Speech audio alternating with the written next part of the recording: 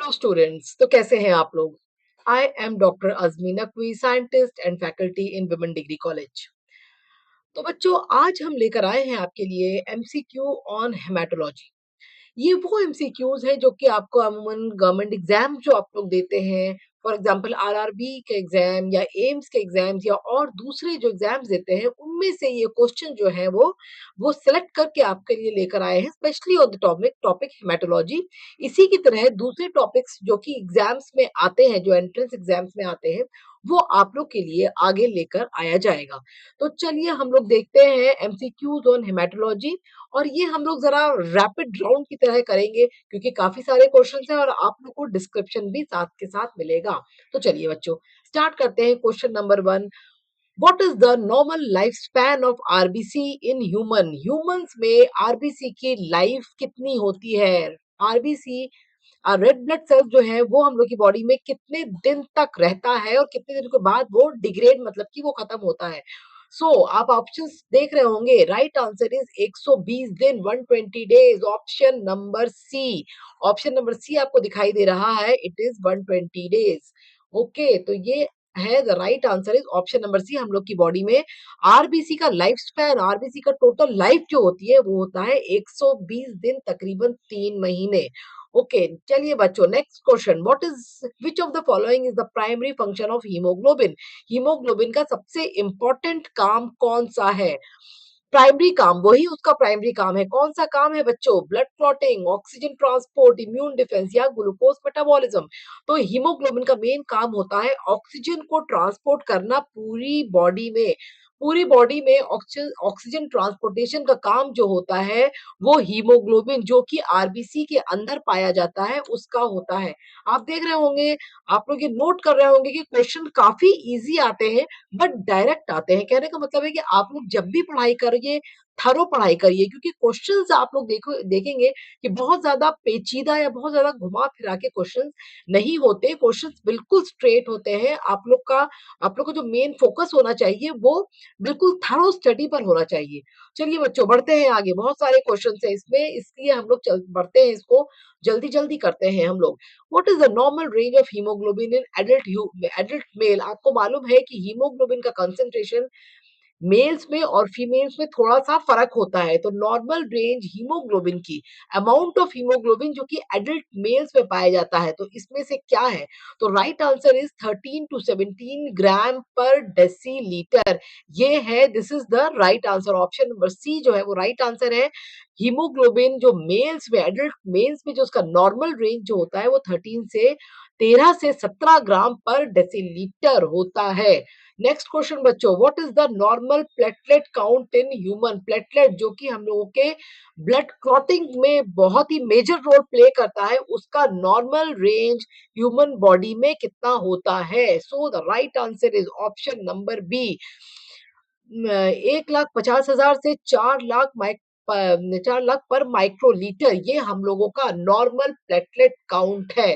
तो आप देख रहे होंगे बच्चों, बार बार हम वही बात बोल रहे हैं कि जो क्वेश्चंस आते हैं वो बिल्कुल डायरेक्ट आते हैं। कोई उसमें सोचने वाली बात नहीं है, कोई पेचीदा बात नहीं है। डायरेक्ट जो फिगर्स दी होती है, अगर आप लोग पता होगा आप लोग को, तो आप लोग आंख बंद करके भी टिक मार सकते हैं। तो बच्चों, बढ़ते हैं आगे।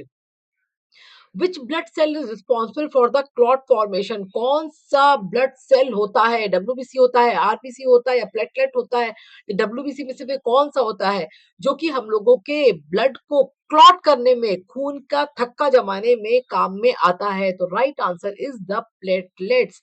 प्लेटलेट्स जो होते हैं वो हम लोग की बॉडी में क्लॉट के फॉर्मेशन के लिए रिस्पॉन्सिबल होते हैं। उनका काम ही होता है, प्लेटलेट्स का काम ही होता है ब्लड के क्लॉट को जमाना। नेक्स्ट क्वेश्चन बच्चों, बढ़ते हैं अगले क्वेश्चन की तरफ। The protein responsible for the blood clotting. कौन सा प्रोटीन है जो हम लोग के ब्लड में होता है और ब्लड का को क्लॉट करने में, जब हम लोग का कोई कहीं कट जाता है तो क्लॉटिंग में काम में आता है? तो बताइए बच्चों। तो right answer is fibrinogen. Fibrinogen हम लोग की बॉडी का, हम लोग के ब्लड का वो प्रोटीन है जो कि ब्लड क्लॉटिंग में काम में आता है। तो बच्चों, आप लोग को ये क्वेश्चंस कैसे लग रहे हैं? ये वो क्वेश्चंस हैं जो कि अलग अलग एंट्रेंस एग्जाम में, गवर्नमेंट के या और कहीं आप लोग किसी और लैब में जब टेस्ट देने जाएंगे तो उसमें ये क्वेश्चंस वहीं से निकाले गए हैं। तो आप लोग देख रहे होंगे क्वेश्चन सारे के सारे डायरेक्ट हैं। तो वो प्रोटीन जो कि ब्लड की क्लॉटिंग में काम में आता है वो होता है फिब्रिनोजन। नेक्स्ट क्वेश्चन बच्चों, the formation of blood cells occur in, हम लोग की बॉडी में ब्लड सेल्स का फॉर्मेशन मतलब कि ब्लड सेल्स पैदा कहाँ होते हैं? सो the right answer is bone marrow. Bone marrow में हम लोगों के ब्लड सेल्स का फॉर्मेशन, ओके, ब्लड सेल्स का फॉर्मेशन मतलब वो पैदा कहाँ होते हैं? तो it is the bone marrow, जहाँ पे हम लोग के ब्लड सेल्स पैदा होते हैं। रैपिड रैपिड फायर राउंड है, मतलब आपको जल्दी जल्दी करा रहे हैं क्योंकि ताकि ज्यादा से ज्यादा क्वेश्चंस जो हैं वो हेमाटोलॉजी पे कवर कवर हो जाएं। नेक्स्ट क्वेश्चन बच्चों, which condition is characterised by the decreased haemoglobin level? आपकी बॉडी में या किसी की बॉडी में अगर हीमोग्लोबिन का लेवल, हीमोग्लोबिन का अमाउंट कम हो जाता है तो उस कंडीशन को क्या बोला जाता है? वेरी इजी क्वेश्चन, काफी आसान क्वेश्चन है। उस कंडीशन को क्या बोला जाता है? Anaemia, option number B. तो ऐसी कंडीशन जबकि हीमोग्लोबिन का लेवल कम हो जाता है उसको कहा जाता है एनीमिया। नेक्स्ट क्वेश्चन बच्चों, what is the name of the oxygen binding component in the haemoglobin? आप लोग को मालूम है आरबीसी के अंदर हीमोग्लोबिन होता है। हीमोग्लोबिन 4 पॉलीपेप्टाइड का बना हुआ होता है। तो वो कौन सा ऐसा कंपोनेंट है हीमोग्लोबिन का जिससे कि ऑक्सीजन बाइंड होता है? तो ये नाम से ही आप लोग को पता चल रहा है, हीम। हीम वो कंपोनेंट है हीमोग्लोबिन का जहां पर की ऑक्सीजन बाइंड होता है।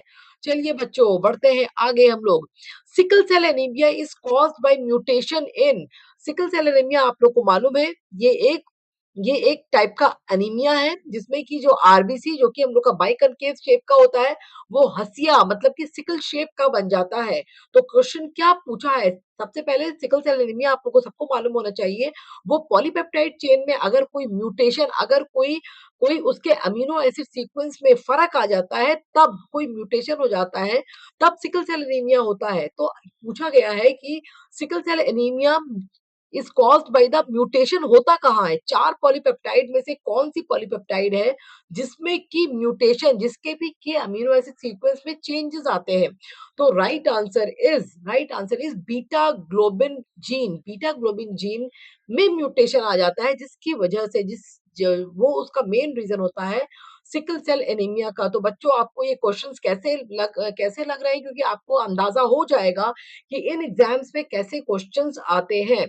तो अगर आप लोग को ये क्वेश्चंस अच्छे लग रहे हैं और लग रहा है कि हाँ आपको अंदाजा होगा कि ये क्वेश्चंस कैसे आते हैं, तो आप प्लीज चैनल को सब्सक्राइब कीजिए, लाइक कीजिए एंड शेयर कीजिए। तो बच्चों चलते हैं हम लोग आगे। Pernicious anaemia result from the deficiency of, pernicious anaemia एक टाइप का एनीमिया है, वो किसकी डेफिशिएंसी, कौन से विटामिन या कौन से न्यूट्रिएंट की कमी से होता है? तो पर्नीशियस एनीमिया जो होता है वो विटामिन B12 की डेफिशिएंसी से होता है। आप लोग को ये जो डायरेक्ट क्वेश्चन है वो याद रखने पड़ेंगे कि पर्नीशियस एनीमिया जो होता है वो विटामिन B12 की कमी से होता है। ओके बच्चों next, haemophilia is primarily a defect in, haemophilia आप लोग को मालूम है जिसमें कि ब्लड का ये ब्लड डिसऑर्डर है जिसमें कि क्लॉटिंग नहीं हो पाती। तो हीमोफीलिया में किसमें डिफेक्ट आ जाता है? आरबीसी में आता है, रेड ब्लड सेल्स में आता है, डब्ल्यूबीसी में आता है, क्लॉटिंग फैक्टर में आता है या प्लेटलेट्स में आता है? तो it is the clotting factor. Clotting factor जो होता है, जो प्रोटीन्स होते हैं जो कि क्लॉटिंग में काम में आते हैं, उनमें प्रॉब्लम आने की वजह से हीमोफीलिया जो होता है वो होता है। हीमोफीलिया ए, हीमोफीलिया बी, दो अलग अलग टाइप के होते हैं। तो it is the clotting factor जिसमें डिफेक्ट आने की वजह से हीमोफीलिया, जिसको हम लोग रॉयल डिजीज भी कहते हैं, वो उसमें वो प्रॉब्लम आती है। तो बच्चों आगे बढ़ते हैं। ए प्लास्टिक एनीमिया जो कि एक टाइप का एनीमिया है, वो व्हाट इज द, ये वाला एनीमिया का मेन रीजन क्या होता है, कहाँ पे प्रॉब्लम आती है? तो इसका right answer is bone marrow failure. Bone marrow जहां पे कि आरबीसी बनता है वहीं पे प्रॉब्लम आ जाती है। तो ए प्लास्टिक एनीमिया जो मेन इसका जो रीजन होता है वो होता है बच्चों bone marrow failure. Bone marrow ठीक से आरबीसी नहीं बना पाता, उसकी वजह से ए प्लास्टिक एनीमिया होता है। एक एनीमिया वाला आपका पूरा एक चैप्टर लिया जाएगा जिसमें कि अलग अलग टाइप के एनीमिया जो है, sickle cell anemia, pernicious anemia, aplastic anemia, इन सबको डिस्क्राइब करेंगे और ये जल्दी ही ये वाली वीडियो आपके लिए लाया जाएगा।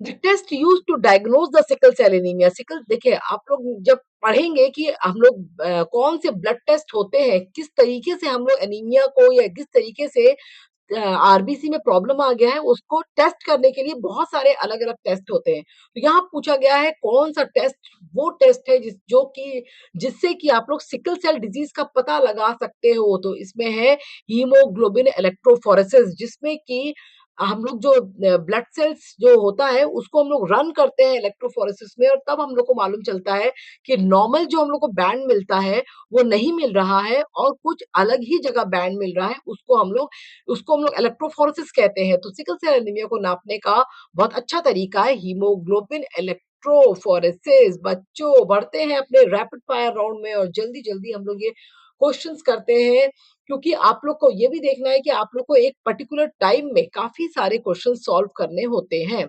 तो नेक्स्ट क्वेश्चन देखते हैं, what is the cause of thalassaemia. Thalassaemia भी एक ब्लड डिसऑर्डर है। तो इसका मेन कॉज क्या है? इसका भी मेन कॉज है जेनेटिक म्यूटेशन। जिस तरीके से सिकल सेल एनीमिया में देखा हम लोगों ने कि जो बीटा चेन होती है उसमें म्यूटेशन हो जाता है, इसमें भी थैलेसीमिया में भी जेनेटिक म्यूटेशन की वजह से ही ये डिजीज होता है। Next question, a decrease in WBC count. WBC के काउंट के डिक्रीज हो जाने को कौन सी कंडीशन कहते हैं? इसको हम लोग कहते हैं लीकोपीनिया। लीकोपीनिया इज अ कंडीशन, ये वो कंडीशन है जिसमें कि डब्ल्यूबीसी का जो का नंबर है वो डिक्रीज मतलब कम हो जाता है। Next question, which test measure the average size of the blood RBC. RBC को एवरेज का एवरेज साइज को नापने का कौन सा तरीका होता है? वो होता है, उसको कहते क्या है? वो है एमसीवी, मीन कॉर्पस्कल वॉल्यूम। इससे हम लोग नापते हैं कि आरबीसी का साइज ठीक है या कम है या ज्यादा है। तो इसका right answer is MCV, option number A बच्चों। नेक्स्ट क्वेश्चन है anti coagulant of choice for coagulation. Coagulation studies जब हम लोग करते हैं तो सबसे अच्छा चॉइस कौन सा एंटी कोगुलेंट का है? तो इसका राइट आंसर है सोडियम सिट्रेट। सोडियम सिट्रेट जो है वो सबसे अच्छा चॉइस है हम लोगों का जब भी हम कोगुलेशन स्टडीज करते हैं बच्चों। नेक्स्ट क्वेश्चन, ईएसआर अगर बढ़ा हुआ है बॉडी में, एरिथ्रोसाइट सेडिमेंटेशन रेट, ईएसआर अगर बढ़ा है तो क्या बताता है? किस चीज की तरफ इशारा करेगा? तो ईएसआर जो है वो प्राइमरीली आपका आपका इन्फेक्शन जो है वो बताता है। आपका इन्फेक्शन अगर बॉडी में है कोई भी, तब आपका ईएसआर एरिथ्रोसाइट सेडिमेंटेशन रेट जो है वो बढ़ा हुआ मिलेगा। अगले क्वेश्चन की तरफ चलते हैं, हिमेटोक्रिट क्या होता है? हिमेटोक्रिट मेजर करते हैं तो मतलब क्या मेजर कर रहे हैं? हिमेटोक्रिट मेजर कर रहे हैं मतलब कि percentage of RBC in blood. पूरे ब्लड में आप लोग को मालूम है तीन कंपोनेंट होते हैं, डब्ल्यूबीसी होता है, आरबीसी होता है, प्लेटलेट होता है। आरबीसी सबसे, अगर आप लोग ब्लड लेंगे और उसको सेंट्रीफ्यूज करेंगे तो आप देखेंगे कि आरबीसी नीचे आ जाता है, बीच में डब्ल्यूबीसी मिलेगा और ऊपर आप लोगों को प्लाज्मा मिलेगा। तो हिमेटोक्रिट मेजर करते हैं, किस चीज के लिए मेजर करते हैं? Percentage of RBC in blood. पूरे ब्लड में टोटल आरबीसी कितना है उसको मेजर करने के लिए हम लोग हिमेटोक्रिट मेजर करते हैं।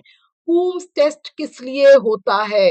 कूम्स टेस्ट बच्चों किस लिए होता है? तो कूम्स टेस्ट जो है वो बेसिकली आपका हीमोलाइटिक एनीमिया को डायग्नोज करने के लिए। आप थोड़ी देर पहले हम यही बोल रहे थे कि एनीमिया पे एक पूरे का पूरा आपका वीडियो लाने वाले हैं जिसमें कि कितने टाइप के आपने एनीमिया देख लिया, pernicious anaemia, sickle cell anaemia, thalassaemia भी है, हीमोलाइटिक एनीमिया, ठीक है, ए प्लास्टिक एनीमिया, बहुत सारे अलग अलग टाइप के एनीमिया होते हैं।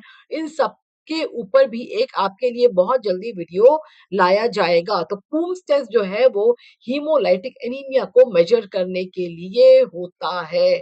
Next question, the bone marrow biopsy is primarily used to diagnose. Bone marrow की, जो हम लोग के बोन के अंदर जो मैरो होता है उसको निकाल के क्या चेक किया जाता है? उसको निकाल के ल्यूकीमिया मतलब किसी टाइप का जो बोन मैरो कैंसर है उसको डिटेक्ट करने के लिए बोन मैरो की बायोप्सी मतलब उसका एक पोर्शन काट के और उनको चेक किया जाता है। तो वो ऑप्शन नंबर बी ल्यूकेमिया के लिए चेक किया जाता है। नेक्स्ट क्वेश्चन बच्चों, the anticoagulant used in the blood bank for transfusion.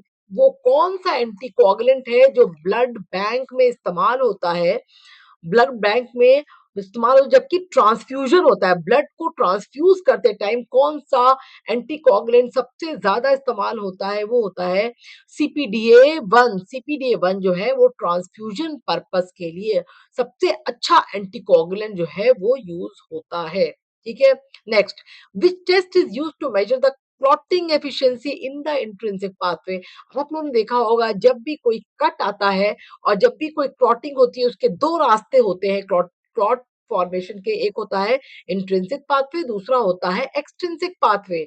तो इसमें क्या पूछा है, अगर कोई इंट्रिंसिक या एक्सट्रिंसिक पाथवे में कहीं कोई क्लॉटिंग फैक्टर में प्रॉब्लम होगी तो क्लॉट ठीक से, मतलब कि थक्का ठीक से नहीं जम पाएगा और ठीक से ब्लीडिंग ठीक से स्टॉप नहीं हो पाएगी, ब्लीडिंग बंद नहीं हो पाएगी। तो इसमें पूछा है कौन सा टेस्ट होता है जो कि इंट्रिंसिक पाथवे को नापने के लिए कि इंट्रिंसिक पाथवे के सारे प्रोटीन काम कर रहे हैं या नहीं कर रहे हैं, उसको नापने के लिए होता है। तो वो होता है APTT, activated partial thromboplastin time. और PT जो प्रोथ्रोम्बिन टाइम होता है वो एक्सट्रिंसिक पाथवे के प्रोटीन ठीक से काम कर रहे हैं नहीं कर रहे हैं, ठीक से वर्क कर रहे हैं नहीं कर रहे हैं, उसके लिए PT होता है। इसका क्वेश्चन का राइट आंसर है APTT, activated partial thromboplastin time. Next बच्चा, नेक्स्ट क्वेश्चन क्या है, haemoglobin A1C is use to monitor. HbA1c क्यों मेजर करते हैं? HbA1c जो होता है वो ग्लूकोज, डायबिटीज है या नहीं, ग्लूकोज आपकी बॉडी में ठीक से कंज्यूम, ठीक से यूटिलाइज हो रहा है या नहीं, उसके लिए इसके लिए नापा जाता है। HbA1c, हीमोग्लोबिन A1C जो है वो ग्लूकोज कंट्रोल इन डायबिटीज के लिए नापा जाता है। So the right option is option number B.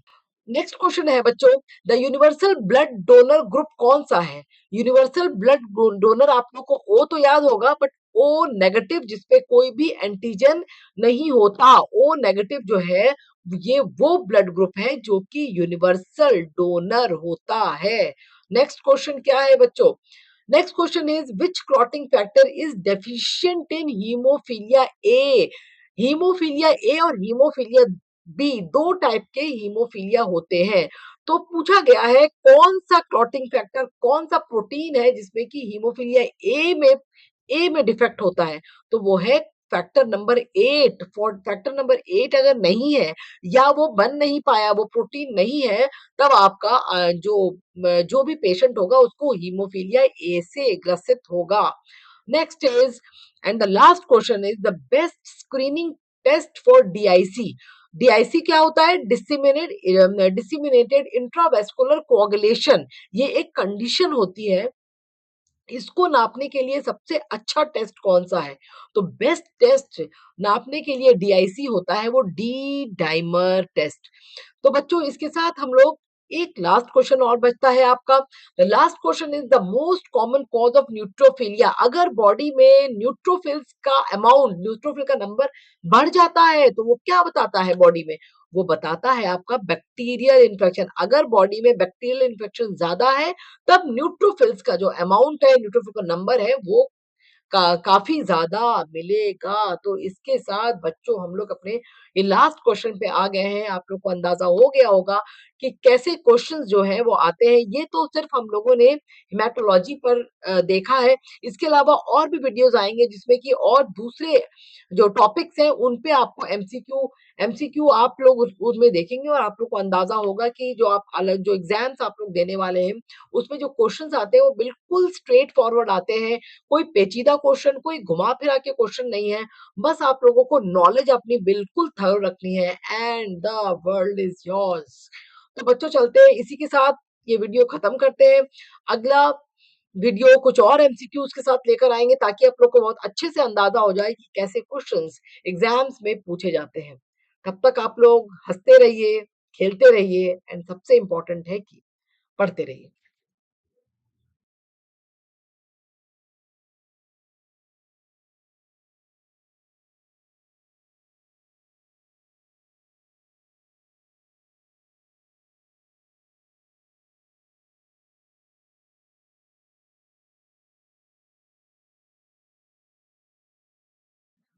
Hmm.